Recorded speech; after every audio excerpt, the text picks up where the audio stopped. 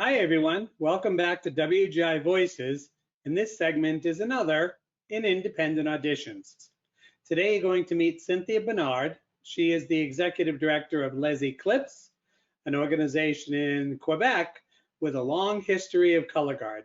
She's got some great ideas on how to deal with teaching in a COVID environment, but it's really more about how she does it inside and outside that I think you're going to enjoy. Hi, Cynthia. How are you? I'm good. How are you? Good. Thank you for joining us today. This is really exciting for me because I sometimes think that people down here in the US forget that we do have quite a few guards from Canada that are really active with WGI. So Yeah. I'm excited to share, your situation and your organization. So Yeah. you're the director of the Les Eclipse organization, correct? Exactly. Yeah. Yeah, tell me a little bit about the organization.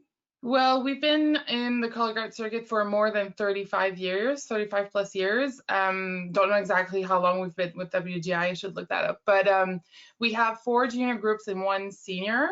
That's what we've been doing for the past 3 years, and a program that has been steady and rolling for several years now. So, of course, we're in this COVID environment, Mm-hmm. and these sessions are called independent auditions. But tell me a little bit about how you're going to deal with your organization, because if I remember correctly, you have members from the US, correct? We usually have 1 or 2 coming from the US, depending on the years. I don't think this year is going to be possible because right now the borders are closed and the date of reopening keeps going pushed back. So if people are interested, we're always going to take video auditions, which is usually what we do anyways. Because here we start our season pretty early. Our regular season starts actually next weekend from the 12th of September, and we never stop compared to usually in the US where you have marching band. So anyways, usually the Americans come a little bit later on the season. I don't know if that's going to be possible this year. How many of your groups participate with WGI? Well, last year we had 3. Wow, Our regional A, our A class, and our open class showed up to South Brunswick. excellent. That's great. It So was. tell me a little bit about what you've got planned or what you are thinking for your audition process. Well, really early on, we put a guideline, health guideline that we had to submit to the city because for us, it's the city that rents us our facilities through the school council. And so really early on, we had to give guidelines, and they told us pretty early that all the September auditions or activities in general would have to be outside. And our plan anyways is that as long as the weather is good enough for us, we'll be outside, either if we have a rental, a school facility or not. If we have, it's just going to be easier to kind of do both. But first, all September's practices and rehearsals will be outside. So that's one of the biggest things. Then we have several other rules that we have to apply and that we put in place, and that we even put more to make sure that everyone feels safe. Because as long as our staff and members feel safe, we know that we're going to be able to keep our members throughout the season. So it goes from every rehearsal, they're going to have to register. So give their name, their phone number, if they have any symptoms during the day, or in the morning, to make sure that they say that they don't have any symptoms, that they didn't have any contact with people that have COVID. If they did, in what situation, because we do have nurses in our group, so they obviously are allowed, and we're more than happy that they're working with people that have COVID. But so we need to make sure that they're people that know what to do and are sure that they're not going to spread out the virus. So that's one of the things. So that's the first thing that they have to do. They have to wear the mask at all times until the activity started. So we're going to welcome the members. They're going to have to wash their hands. We need to have a washing hand station. And then we're accompanying them to the equipment. They're going to pick up their equipment. We're going to disinfect the equipment altogether. And then they're going to be brought to their spots. They're going to have almost like a drill spots. And from there, they're going to be able to take their masks off, and then the activity goes. And it's all going to be the same thing for water break and any equipment exchange that they need to do, it's all going to be in that type of situation. So if you've got members that are going to go from, say, all flag and go over to rifle, they'll disinfect that equipment before they use it. In the morning, they're going to disinfect all the equipment that they're supposed to use during the day. and they're not going to switch equipments at all. And when they have all their equipments, they're going to have like a station area with where all their belongings that is in gym belongings, so equipments, gloves, water bottle, shoes, whatever. They're kind of like an on the floor taped an area. And we're going to split the groups from A to B. So we're going to say, all right, A kids, go grab your stuff. So it's going to be, you know, like A, B, A, B, A, B. So all the A's are going to grab their stuff, come back to their spots. All the B's are going to have to get their stuff and come back to the spots. And that allows us for them not to wear the mask because they're not supposed to cross paths in a shorter distance than social distancing. Or else if that doesn't work for some sort of reason, then as soon as they move, they're on the move, they have to wear their masks. Okay. Now, how many kids do you think you'll have at one time in one place? Are you going to have different groups coming at different times? Are you going to do them all together? And if you are, how do you deal with that many people in spaces? Yeah, outside, we're going to have the entire organization at the same time, starting at the same time, but not finishing at the same time, because our babies are not going to do a 9 to 5, but they're going to be tables where the directors are going to make sure, because it's going to be a Google form. So first of all, they're going to make sure that they were registered. We have all their information, taking their temperature, and from there, a staff or an older member, so an open class member, is going to do the rest of the drill, the disinfection and bringing them all that. So outside, that's all going to be all together. So we have, it really depends from about 10 to 18 per category. So like from 50 to 100 people or so. But we have plenty of room outside. And inside, when we're going to go to inside facilities, they're going to have time slot where they're going to show up. So our cadet group is going to show up from whatever 8:45 to 9.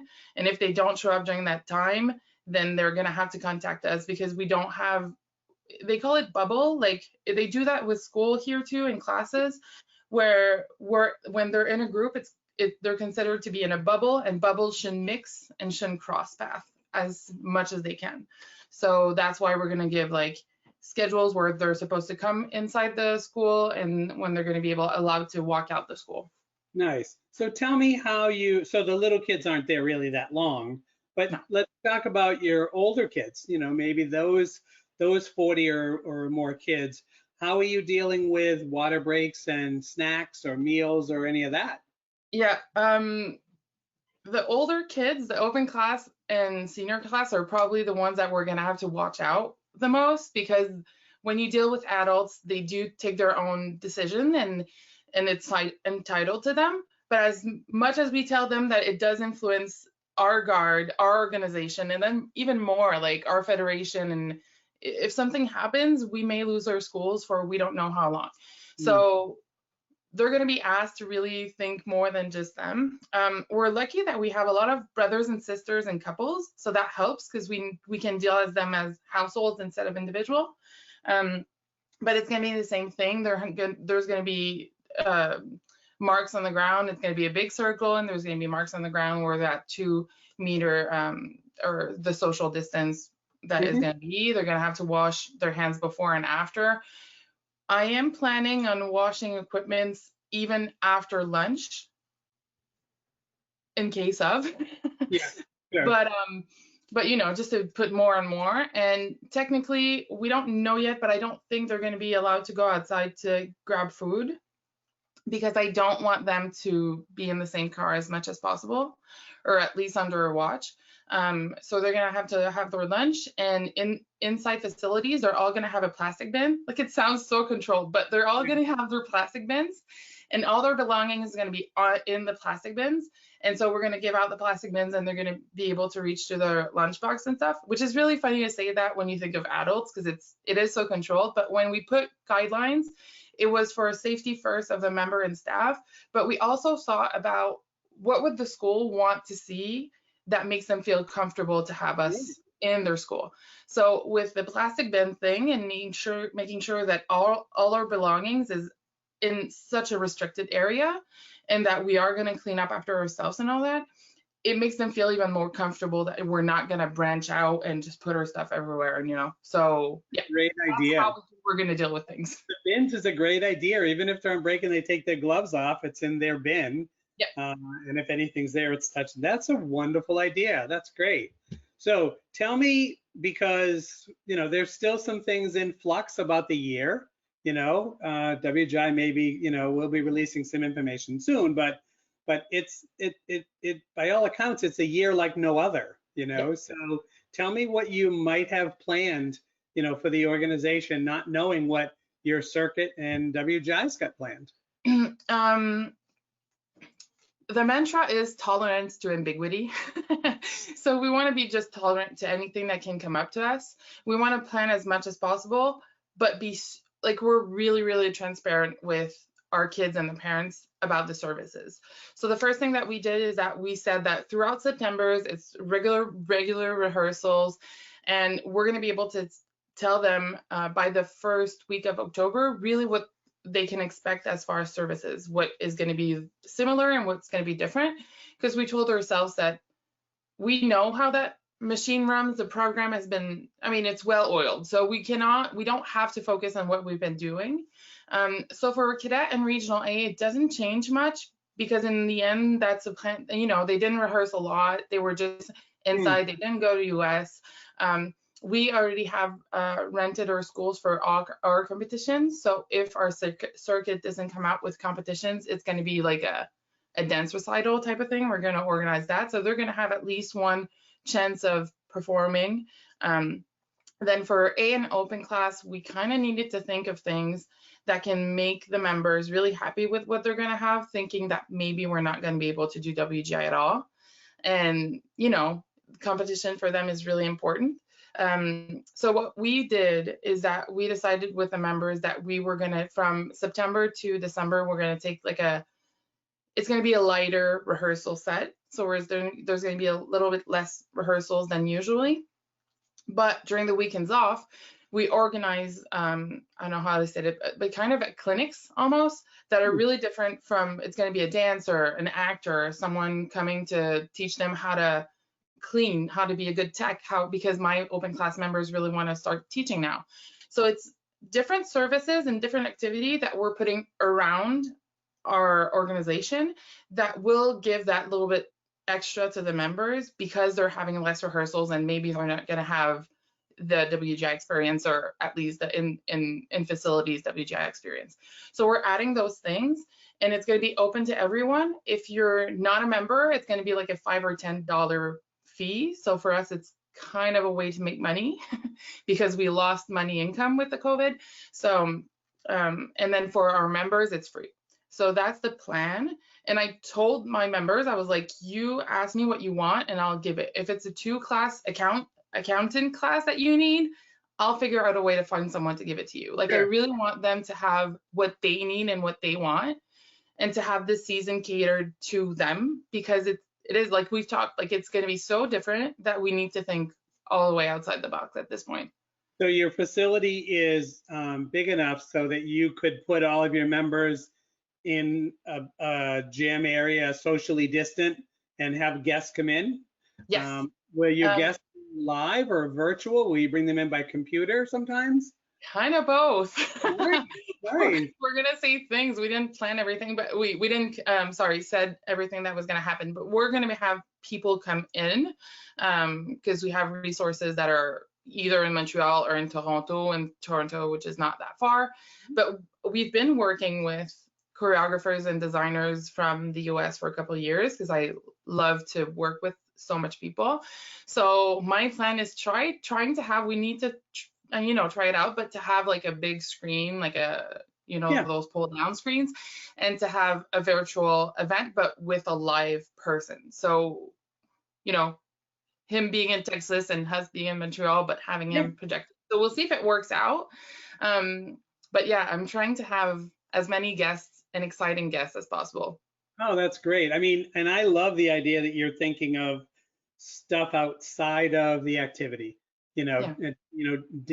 drama classes, theater, the dance stuff obviously is in our world, but anything that you can introduce them to that you normally might not either have time for or didn't fit into what your plans were for the group, but now you can expose them to some things beyond that. It's just going to give them an enrichment that they're Yeah, not going to we've been more. doing sports psychology for a couple years, and we're planning on doing like judge sheets, how to read judge sheets and stuff, because we've given that to our staff, but I think that members are interested, and it's just going to be more value to them in the long run. Yeah, there's so many good people out there that even if you did those clinics for an hour and you had people talk about, how colors are picked, how uniforms are put together, there's Yeah. so many good people out there that would come on for an hour and share things with your kids that as they go down to teach will help too. So, well, Cynthia, you've given us some wonderful tips and ideas. Thank you for sharing them with us. Good luck to the organization. Hopefully we'll all get to see each other again soon, but thanks for sharing the stuff that you have planned. And I think there's some great ideas. People are going to like to hear about them. Thank you so much, and have a good season. Oh, we will. Hopefully we'll have some good news soon. So, okay. Thanks, Cynthia. Bye.